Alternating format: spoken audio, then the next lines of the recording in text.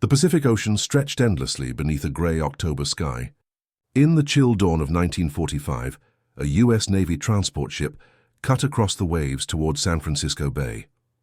On its deck stood a group of exhausted Japanese women, former prisoners of war. Their clothes were plain, their faces pale from months of confinement in tropical camps. None of them spoke. They simply stared as the silhouette of the Golden Gate Bridge rose from the fog like something out of a dream.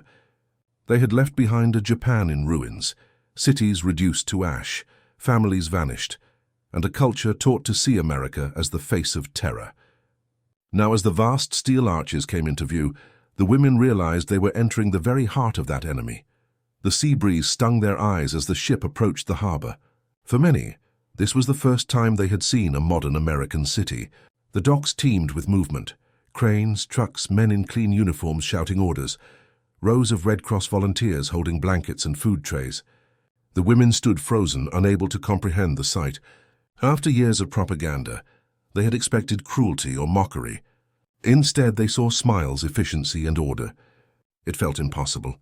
America was supposed to be a monster. Yet here, even its soldiers offered cups of coffee with quiet politeness.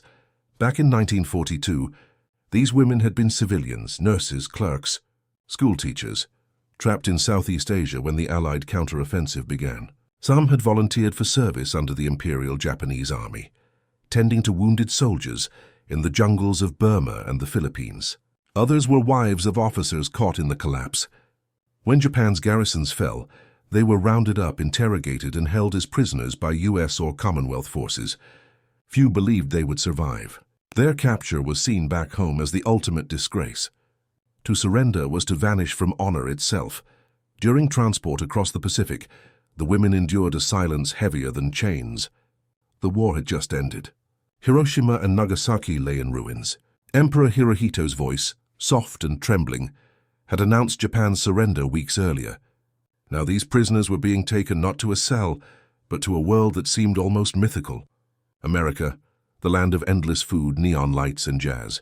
They had no idea what awaited them: interrogation, work camps, or something far worse. But as the skyline of San Francisco rose, curiosity began to mingle with fear. When the ship docked, the women were escorted down the gangway under the watchful eyes of MPs. Yet the expected jeers never came. Instead, they were met by a quiet crowd: journalists, nurses, translators, and a handful of officers from the Office of War Information. Cameras clicked. Reporters whispered. America wanted to see the faces of the enemy women, but to everyone's surprise, they did not look like monsters. They looked like ordinary people, thin, frightened, and human. For the first time since Pearl Harbor, Americans and Japanese stood face to face without guns between them. The women were taken to a military hospital on the Presidio grounds for medical evaluation. There, everything assaulted their senses: the polished floors, white bedsheets, electric lights that hummed overhead. The air smelled of disinfectant and soap, not fear and rot as in the jungle hospitals they had known. Nurses moved briskly, speaking in calm English tones. The food, white bread, butter, milk, seemed almost unreal. Some of the women wept as they tasted it, overwhelmed by the unfamiliar warmth of care. Others refused to eat, convinced it must be some sort of test. For American personnel, it was equally disorienting. These were not hardened soldiers. They were women who had seen the worst of both sides: American bombing raids and Japanese discipline alike. Some had lost husbands or brothers in combat. Some had treated Allied POWs in secret, defying military orders to show compassion. Their stories didn't fit neatly into propaganda.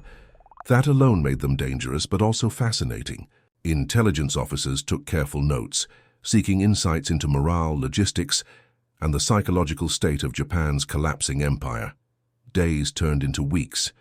Slowly, the women began to see the patterns of American life. Trucks roared down clean highways.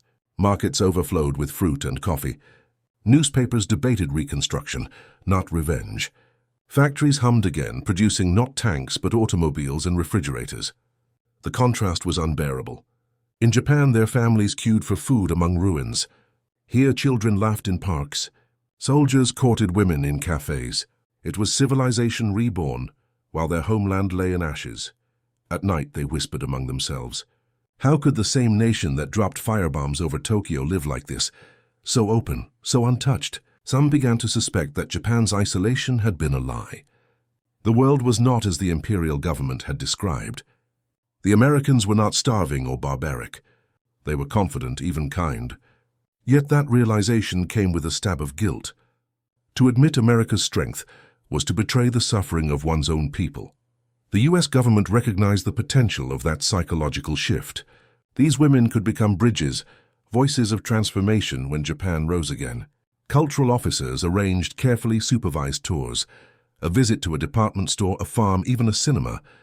Each outing deepened the shock. In one store, a former nurse stared in disbelief at endless rows of fabric and shoes.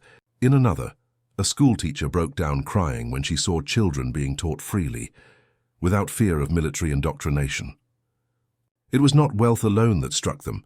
It was choice, abundance, the casual normalcy of peace. Reporters captured those moments in photographs that soon appeared in magazines across the country. "Former enemy women see America," one headline declared. The public reaction was mixed. Some viewed it as propaganda to display American generosity. Others were uneasy, unable to forgive Pearl Harbor. But for those women, each image became a piece of an inner battle between loyalty and awakening. They had lived through years of fanaticism. Now they stood in a nation that had won through industry and democracy, not divine destiny. One evening, as the sun set over the bay, a young woman named Akiko sat by the window of her dormitory. The bridge glowed red in the fading light. She whispered that she had never seen anything so beautiful. For the first time, she wondered what life could have been if Japan had opened its doors instead of closing them in pride. Nearby, another woman, once a propaganda typist, murmured that America's true weapon wasn't its bombs. It was its way of living. The realization spread quietly among them. They had come expecting vengeance, but found something more unsettling, kindness wrapped in power. And as they prepared for their eventual repatriation to a shattered homeland, one thought haunted them all: the war might have ended. But the real battle, the one between old belief and new truth, was only beginning. In the winter of 1945, the United States faced an unusual question: what to do with enemy civilians, especially women, who had survived as prisoners in Allied custody. The war was over, but its psychological wreckage still smoldered. Japan's surrender had ended the fighting, not the fear. Intelligence officers, linguists, and psychologists now turned their attention to the human side of victory.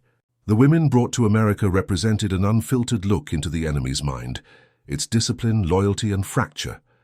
They were no longer targets. They were evidence. Behind their arrival lay a secret advantage few understood.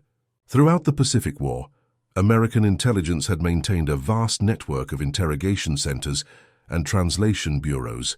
One of the most critical was the Pacific Military Intelligence Research Section, based in Washington, D.C. It was there that linguists, anthropologists, and cultural experts pieced together fragments from captured diaries, letters, and manuals. Among them were documents written by or about Japanese nurses, clerks, and civilian auxiliaries, women who had served near front lines and witnessed the unraveling of the imperial war machine. The U.S. saw in them not just prisoners, but the key to decoding an entire society. Interrogations began quietly in a converted mansion outside San Francisco. The women were treated with an unsettling politeness. No shouting, no handcuffs, no dark cells. Instead, there were notebooks, interpreters, and tea. Their words were translated by Nisei women, Japanese Americans who had lived under suspicion during the war, but now found themselves serving as intermediaries between two shattered worlds. Through conversations that lasted hours, the Americans learned how the imperial system had shaped even its women into instruments of sacrifice. What emerged was not the caricature of a fanatic people, but a culture bound by fear, pride, and myth. This was where America's hidden advantage became clear: psychological insight. While Japan had built an empire on obedience, America had mastered persuasion. Its propaganda units, born from Madison Avenue and University sociology departments, understood how images, comfort, and curiosity could disarm an enemy more effectively than threats. The women POWs were immersed in that strategy without realizing it. Every clean uniform, every orderly cafeteria line, every act of courtesy was deliberate.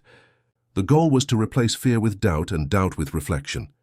In that sense, the real battlefield had shifted, from islands and skies to the human mind. Technically, this was a kind of warfare just as precise as any bombing campaign. The Office of War Information, in coordination with the Psychological Warfare Division, gathered metrics on morale, empathy, and cultural shock. Reports described how exposure to American consumer life could break down indoctrinated hostility faster than any lecture.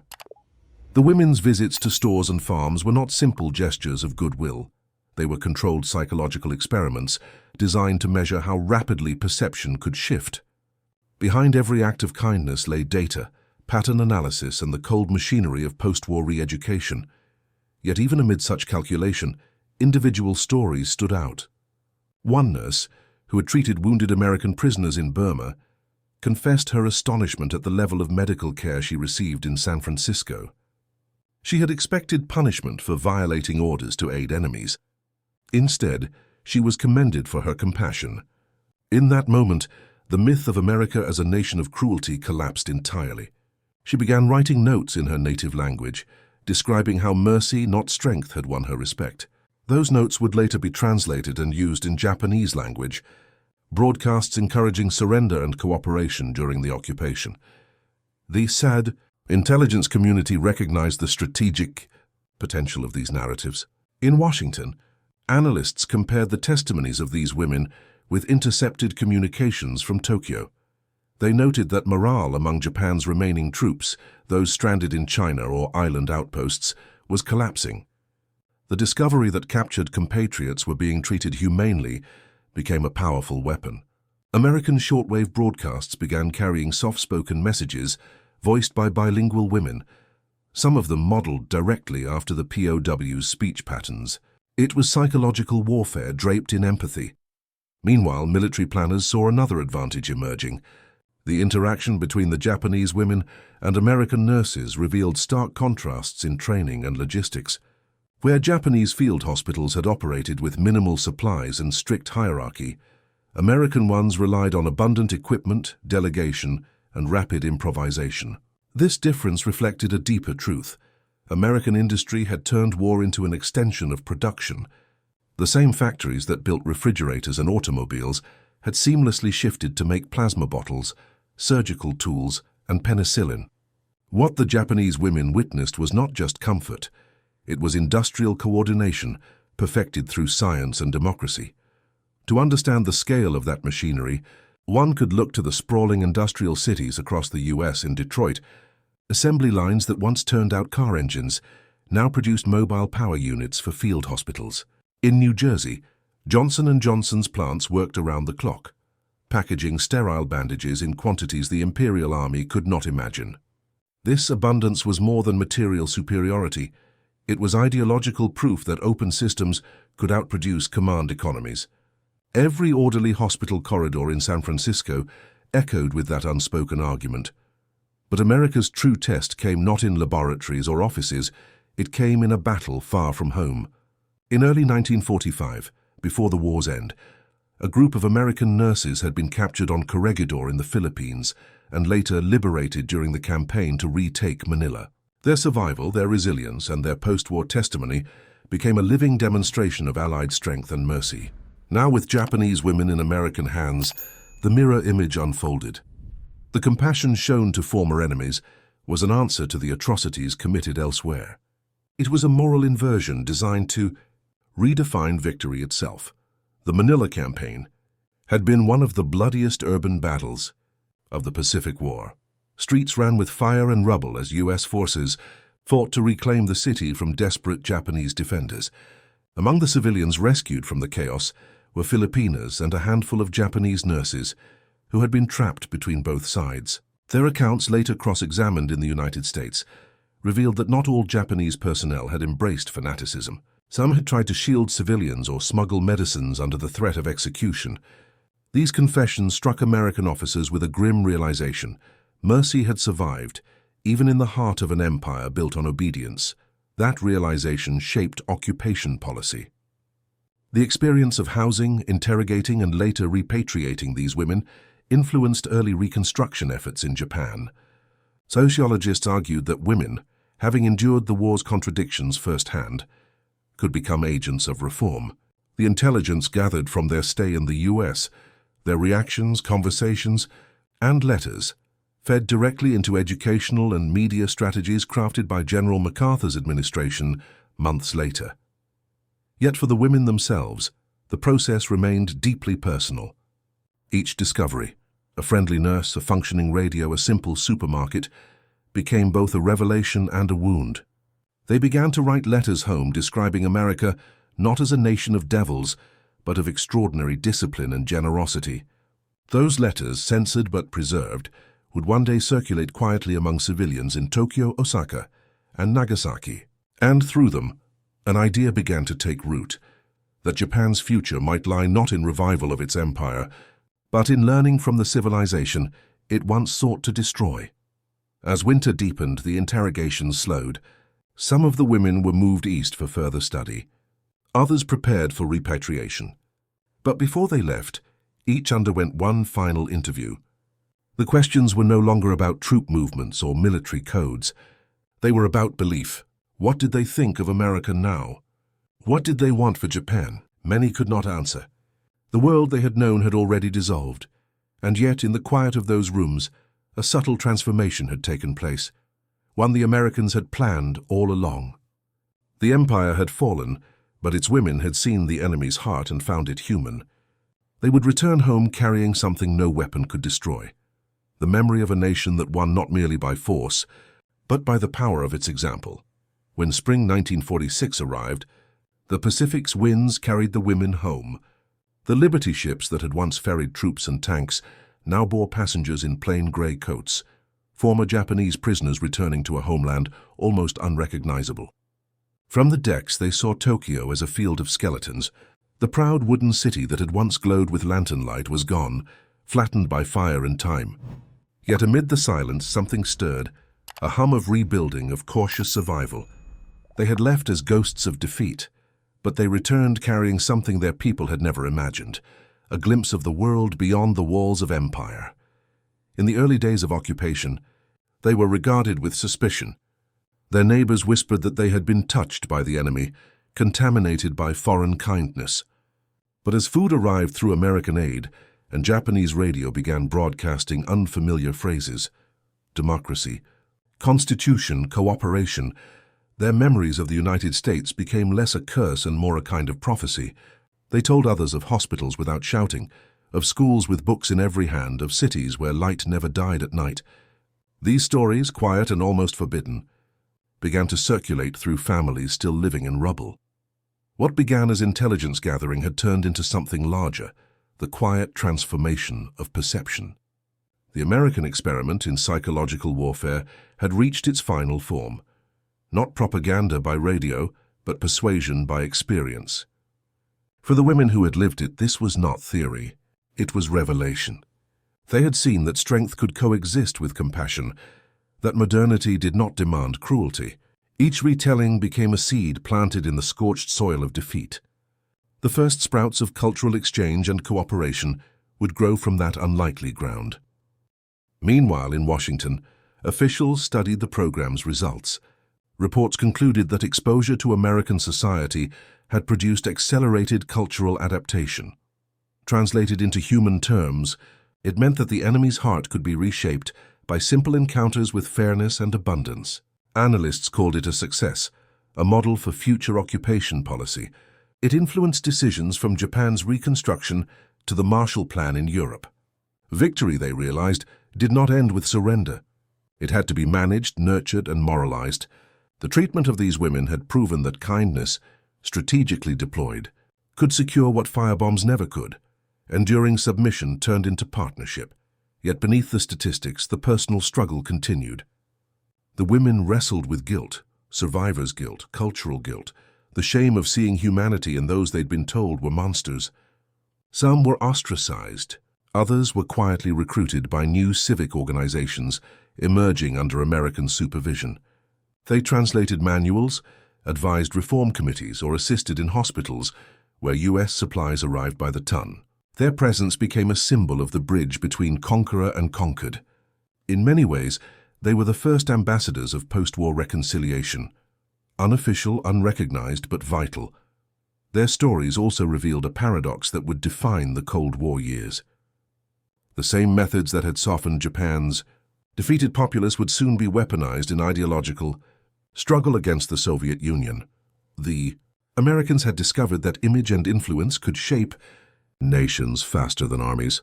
Cultural diplomacy, radio broadcasts, foreign aid, all drew on lessons first tested in the emotional laboratories of San Francisco and Tokyo.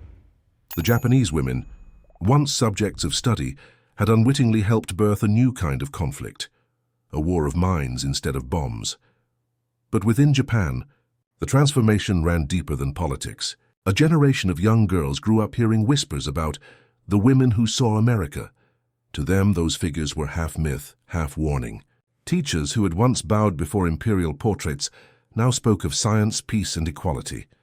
Magazines printed photographs of American schools and hospitals. In the ruins of Shibuya and Osaka, new cinemas opened showing films imported from Hollywood. Laughter and electricity filled spaces where silence had reigned. Slowly, the idea took hold that defeat did not mean extinction. It meant evolution. One of the returning nurses, Akiko, the same who had once stared in awe at the Golden Gate, became a midwife in Yokohama. Years later, she would describe her time in America not as imprisonment but as awakening. She said the first moment she saw electric light burn through fog, she realized that Japan's future depended on learning from what it had once feared.